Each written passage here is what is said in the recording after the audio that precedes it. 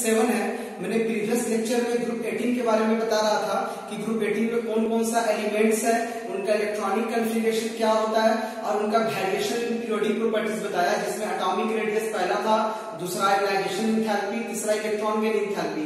उसके बाद बताया कि नोबल गैस कम रिएक्टिव क्यों होते हैं या फिर ग्रुप 18 को हम लोग नोबल गैस क्यों कहते हैं। इसके बाद बताया physical properties of noble gases. आज बताने जा रहे हैं कंपाउंड्स ऑफ ज़ेनॉन। तो हमारा टॉपिक है आज का कंपाउंड्स ऑफ ज़ेनॉन। तो सबसे पहले इसमें देखते हैं ज़ेनॉन फ्लोरीन कंपाउंड्स। लिखते हैं इसमें कि ज़ेनॉन जो है, ज़ेनॉन forms 3 बाइनरी मतलब दो एलिमेंट को मिलने से बनता है। Xenon forms 3 binary fluorides. कौन कौन? तो such as HCF2, HCF4 and HCF6 by direct combination of elements under suitable conditions। जैसे कि आप बोलना चाह रहे हैं कि ज़ेनॉन ने और उसको डाइफ्लोरीन से डायरेक्ट कंबाइन करा है तो ये बना देगा HCF2 ज़ेनॉन डाइफ्लोराइड। लेकिन कंडीशन यहाँ पे है कि 673 केल्विन टेम्परेचर और 1 बार प्रेशर, और इसमें ज़ेनॉन गैस है, फ्लोरीन डाइफ्लोरीन भी गैस है और ये जो है सॉलिड है। इसी टाइप का Hc+2F2 ये बना देगा HCF4, जिसमें ये भी ज़ेनॉन गैस, फ्लोरीन गैस और ये भी ज़ेनॉन टेट्राफ्लोराइड जो है ये सॉलिड है। और यहाँ पे जो टेम्परेचर होगा वो हो जाएगा 873 केल्विन और 7 बार प्रेशर। और एट लास्ट ज़ेनॉन +3F2 ये कंबाइन करेगा और ये बना देगा HCF6 ज़ेनॉन हेक्साफ्लोराइड। ये भी सॉलिड है और इसका टेम्परेचर है 573 केल्विन और प्रेशर जो है वो 60 to 70 बार प्रेशर है यहाँ पे। अब हम लोग देखते हैं, लिखते हैं कि HCF6 can also be prepared, इसको लोग आगे बना सकते हैं अलग तरीका से, can also be prepared by reaction of HCF4 with O2F2। अब रिएक्शन देखिए कि HCF4 plus O2F2 ये बना देगा HCF6 plus O2 गैस। अब देखते हैं हम लोग इसमें कि हाइड्रोलाइसिस का मतलब होता है decomposition of compound with the help of water. इसी को हम लोग बोलते हैं हाइड्रोलाइसिस ऑफ HCF2 गिव्स, ये देगा ज़ेनॉन देगा, HF हाइड्रोजन फ्लोराइड एंड क्या देगा O2। आप रिएक्शन लिख सकते हैं कि HCF2 plus hydrolysis means H2O, और ये जानते हैं हम लोग सॉलिड है, H2O लिक्विड है, ये बना देगा HCHF प्लस O2। ज़ेनॉन भी गैस है, डाइऑक्सीजन भी गैस है और हाइड्रोजन फ्लोराइड जो है वो एक्वस है। बैलेंस करते हैं, ये ऑक्सीजन 2 है, यहाँ पे 1 है तो यहाँ पे 2 ले लेते हैं, हाइड्रोजन यहाँ 4 है तो यहाँ पे 4 ले लेते हैं और यहाँ पे फ्लोरीन 4 हो गया तो यहाँ पे 2 लेना पड़ेगा। अब ज़ेनॉन 2 है तो यहाँ पे हम लोग बैलेंस करने के लिए 2 ले लेते हैं। अब हम लोग देखते हैं structure of xenon fluorine compounds. हम लोग बात करने जा रहे हैं कि structure of xenon fluorine compounds, जिसमें सबसे पहले अगर हम लोग बात करें तो अबाउट HCF2 के बारे में बात करते हैं, जिसमें हम लोग हाइब्रिडाइजेशन निकालते हैं। इसमें इसका फार्मूला होता है 1/2 total number of वैलेंशियल electron of central atom plus number of monovalent atom plus charge of anion, जितना चार्ज ऑफ एनायन होगा मींस दो एनायन को जोड़ देंगे और माइनस चार्ज ऑफ केटायन। अब केटायन के चार्ज को हम लोग क्या कर देंगे, माइनस कर देंगे। ये एक फार्मूला है वैसे निकालने का। तो इसमें सेंट्रल एटम जो है वो जेनॉन है और हम लोग जानते हैं कि जेनॉन जो है ग्रुप 18 का एलिमेंट्स है और ग्रुप 18 के एलिमेंट्स का वैलेंस इलेक्ट्रॉन्स 8 होता है। तो फार्मूला को पुट करते हैं 1/2 जेनॉन का हो गया 8। मोनोवैलेंट एटम कहने का मतलब वहां यहाँ पे जितने भी हाइड्रोजन्स हैं जैसे फ्लोरीन, क्लोरीन, ब्रोमीन, आयोडीन या फिर हम लोग यहाँ पे हाइड्रोजन भी ले सकते हैं और इसमें चार्ज और एनायन समझ गए थे, केटायन भी आप समझ रहे हैं।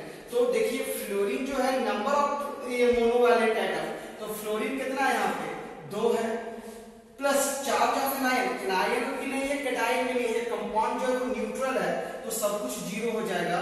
तो लोग देखें 1/2 8 + 2 यानी 10 डिवाइडेड बाय 2 दैट इज 5। स्टेरिक नंबर 5 आ गया तो इसका हाइब्रिडाइजेशन हो जाएगा sp3d। अब हम लोग इसमें देख सकते हैं कि कितना इसमें बॉन्ड पेयर है और कितना लोन पेयर है। तो देख रहे कि 2 फ्लोरीन एटम है, फ्लोरीन सिर्फ सिग्मा बॉन्ड यहाँ बना रहा है। तो यहाँ पे देख सकते हैं कि इसका बॉन्ड पेयर 2 है और स्टेरिक नंबर 5 है। तो बॉन्ड पेयर में से हम इसको घटा दीजिए तो इसका जो लोन पेयर हो जाएगा वो हो जाएगा 3। स्ट्रक्चर कुछ ऐसा होगा इसका कि Hc 2 बॉन्ड पेयर और 3 लोन पेयर इसमें है। तो 1 2 and 3 आप गिन सकते हैं कि जेनॉन का 8 इलेक्ट्रॉन होता है। आप गिन सकते हैं कि 1 2 2 4 2 6 and 2 8। अब इसके बारे में लिखेंगे हम लोग कि हाइब्रिडाइजेशन तो इसका हो जाएगा sp3d bond pair 2 lone pair जो है इसका 3 और इसका जो शेप होगा वो हो जाएगा लीनियर। That's it. अब बात करते हैं हम लोग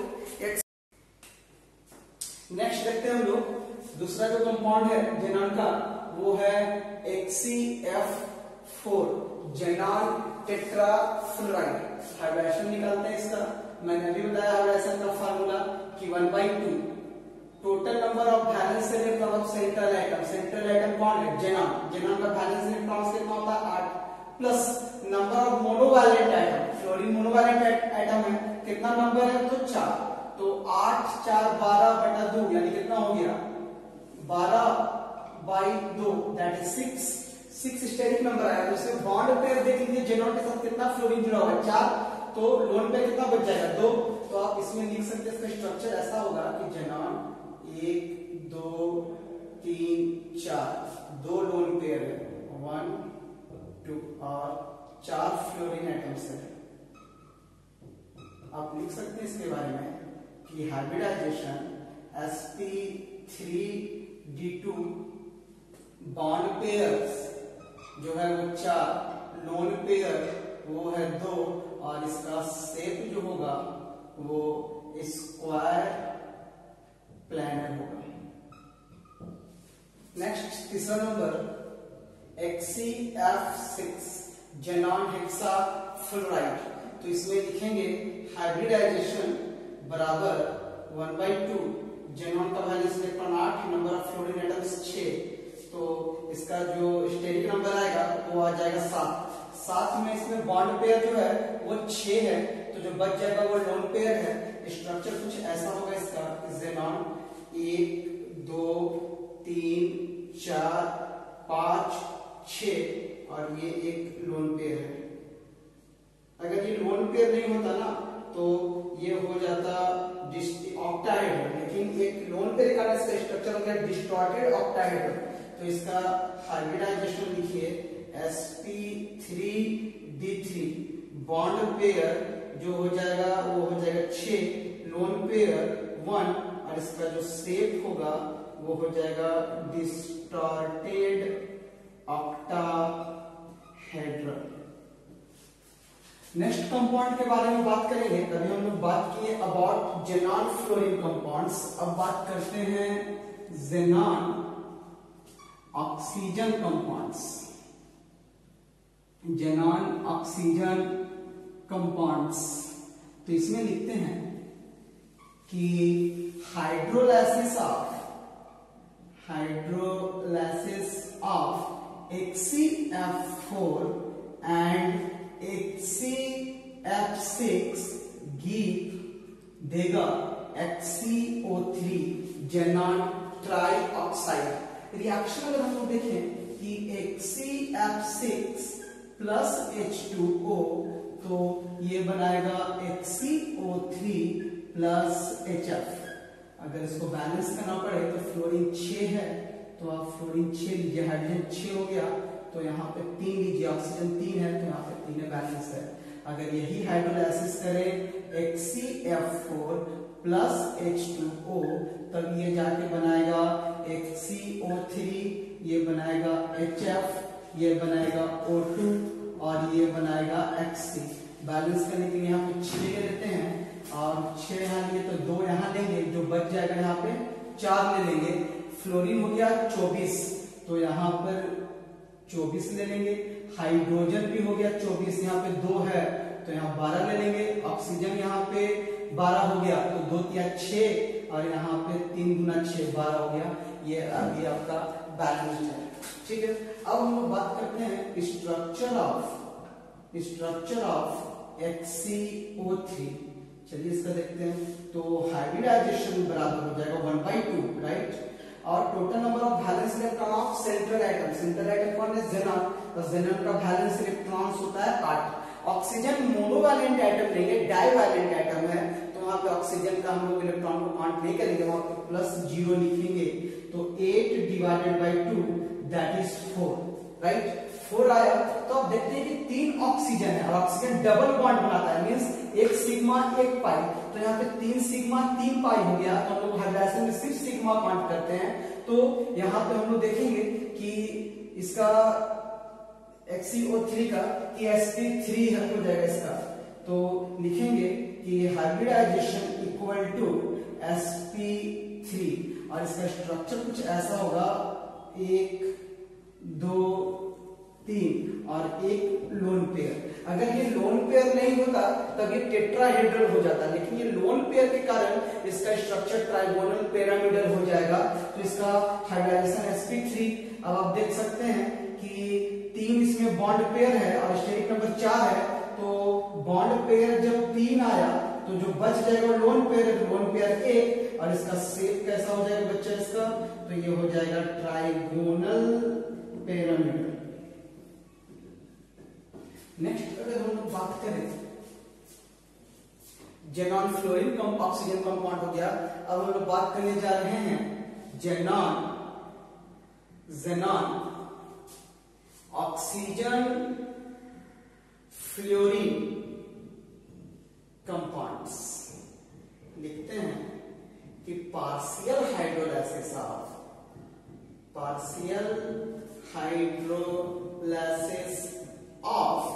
xenon hexafluoride gives देगा ऑक्सीफ्लोराइड कंपाउंड। ऑक्सीफ्लोराइड्स जैसे में कौन कौन?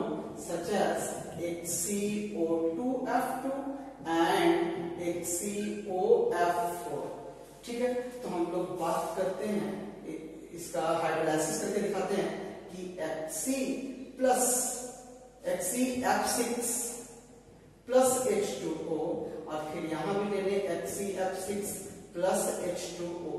बहुत सारे बच्चों को यह कंफ्यूजन होता है कि सेम ये रिएक्टेंट है तो प्रोडक्ट भी सेम होना चाहिए, लेकिन नंबर ऑफ मोल अलग अलग लेने से प्रोडक्ट पर भी इसका असर पड़ता है। जैसे यहाँ पे 1 मोल लिए तो यहाँ पे हम ले लेते हैं 2 मोल।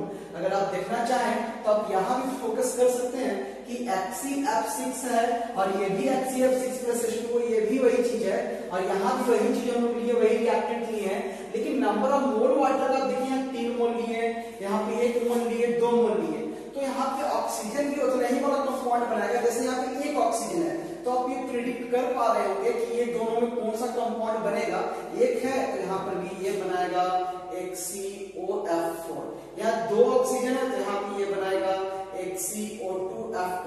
यहाँ पे आप देखेंगे 3 ऑक्सीजन है, तो ये कंपाउंड 3 ऑक्सीजन वाला बनाया था HCO3, और कॉमन सब में आप वही चीज लिखिएगा HF, और उसमें भी आप देख सकते हैं कि HF लिखा हुआ है आपका। तो आप बैलेंस कर लीजिए। आप यहाँ पे देख रहे हैं कि फ्लोरीन 6 है, 4 ऑलरेडी ले चुके हैं, तो हमारे पास बचा 2। यहाँ पर भी फ्लोरीन 6 है, 2 ले चुके हैं, तो यहाँ बचा 4। That's it. अब बात करते हैं हम लोग स्ट्रक्चर ऑफ, बात करने जा रहे हैं structure of xenon oxygen fluorine compounds, right. तो देखते हैं हम लोग इसमें कि क्या होगा।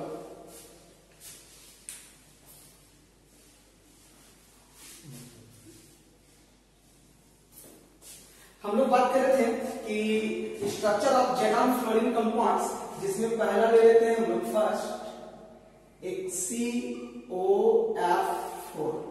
हाइड्रोजन निकालिए इसका। सबसे पहले ये प्रिडिक्ट कीजिए कि इसमें सेंट्रल एटम कौन है। ऑब्वियस जेनॉन है, तो 1/2। जेनॉन का वैलेंस इलेक्ट्रॉन 8। ऑक्सीजन को तो हम लोग काउंट नहीं कर रहे हैं क्योंकि ऑक्सीजन डाइवैलेंट एटम है, तो 0।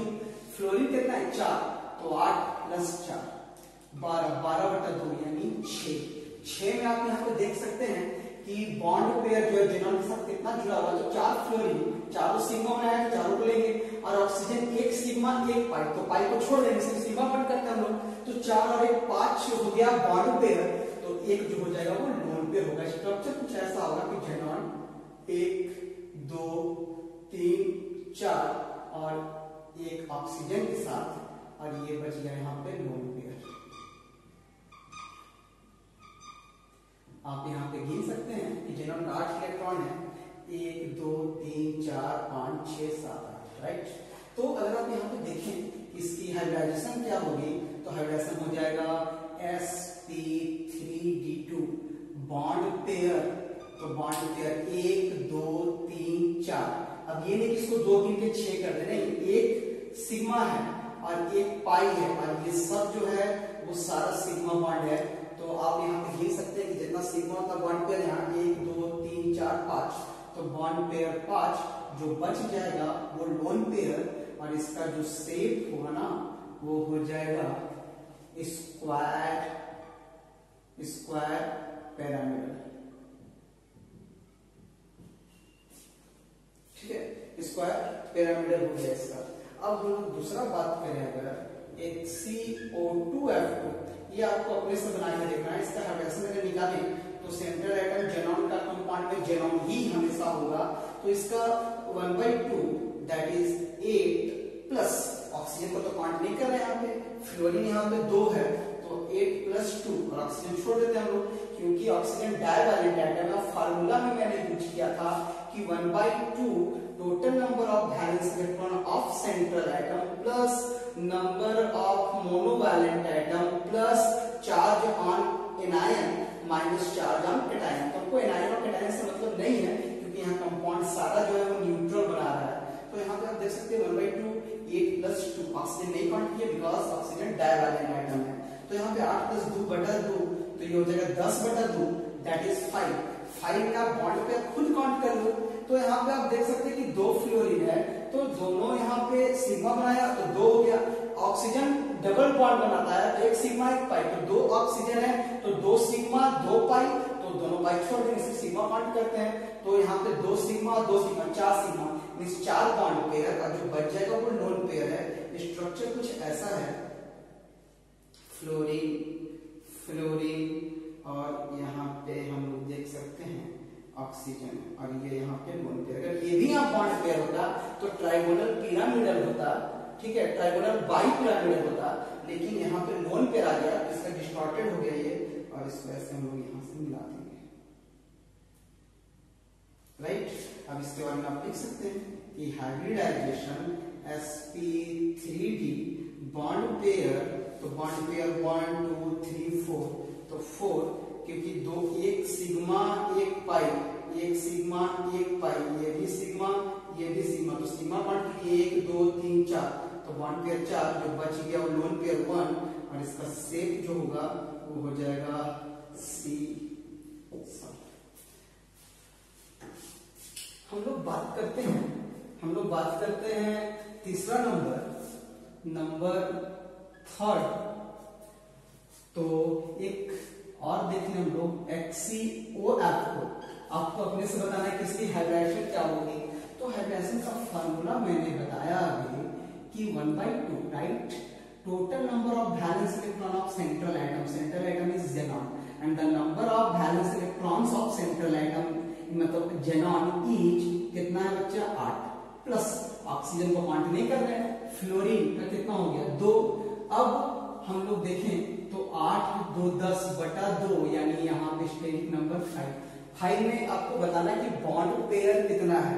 आप खुद देखिए 2 फ्लोरीन है और 1 ऑक्सीजन, तो बॉन्ड पेयर 3, जो बच जाएगा वो लोन पेयर।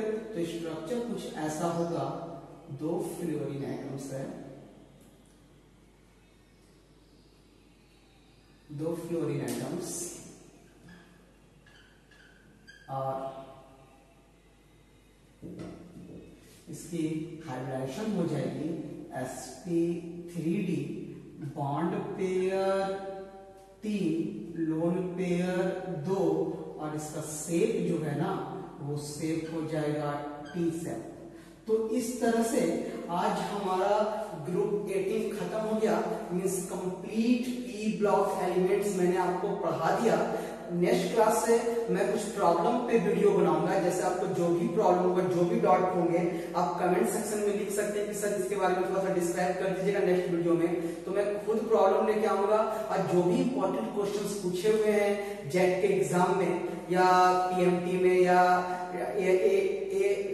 IIT में, ठीक है, या AIEEE में, तो मैं वो सब के बारे में डिस्क्राइब नेक्स्ट वीडियो से करूंगा। तो आप प्रॉब्लम को निकाल के रखिए, छाट के रखिए कि आपको कौन कौन सा प्रॉब्लम है ग्रुप 15 से लेके ग्रुप 18 या 13 से पूरा 18 तक में, यानी कंप्लीट पी ब्लॉक एलिमेंट्स में जो जो भी आपको प्रॉब्लम लगता है तो आप उस प्रॉब्लम को सॉर्ट आउट कीजिए, निकालिए और मेरे पे कमेंट सेक्शन पे आप उसको लिख सकते हैं, मैं उसको सॉल्व करूंगा।